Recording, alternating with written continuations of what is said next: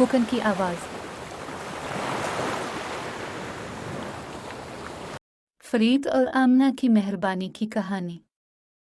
एक ज़माने में कोनकुन के साहिल के साथ एक पुरम कोकानी गांव में फरीद और आमना नामी एक भाई और बहन रहते थे। फरीद जवान लड़का था और आमना खुश मिजाज लड़की थी। गर्मियों के एक दिन गांव में शदीद खुश्क साली आ गई। खेत बंजर हो गए और देहाती अपनी रोज़मर्रा की ज़रूरियात के लिए पानी तलाश करने के लिए जिदोजहद कर रहे थे। फरीद और आमना ने रहमदिल दिल के साथ अपनी बरादरी की मदद के लिए कुछ करने का फ़ैसला किया। फरीद ने अपनी महारत का इस्तेमाल करते हुए लकड़ी की एक खूबसूरत बाल्टी तैयार की, जबकि आमना ने इसे करीबी नदी के पानी से भर दिया। वो बाल्टी घर घर ले जाते थे, हर किसी को पानी पेश करते थे, चाहे वो किसी भी मजहब ज़ात से हो।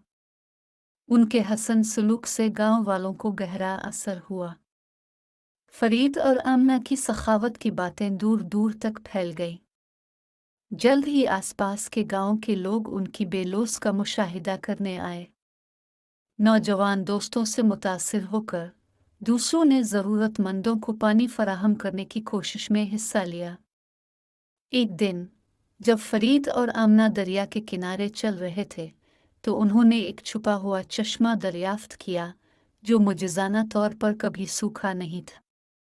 उन्होंने महसूस किया कि उनकी मेहरबानी का बदला अल्लाह ने दिया है, जिसने उन्हें उनके गांव के लिए पानी का कभी ना ख़त्म होने वाला ज़रिया अता किया है।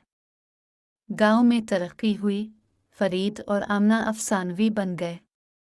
उनकी कहानी ने सबको इत्तेहाद, मेहरबानी और हम आहंगी की ताकत सिखाई जो लोगों में मौजूद हो सकती है। और यूं कोनकुन के साहिल पर वाक़े कोकानी गांव में फरीद और आमना के नाम लोगों के दरमियान पायदार बंधन की अलामत के तौर पर रहते थे। उनकी कहानी ने एक याद दहानी के तौर पर काम किया कि मुसीबत के वक्त हमदर्दी और इत्तेहाद हद से ज़्यादा बरकत ला सकता है।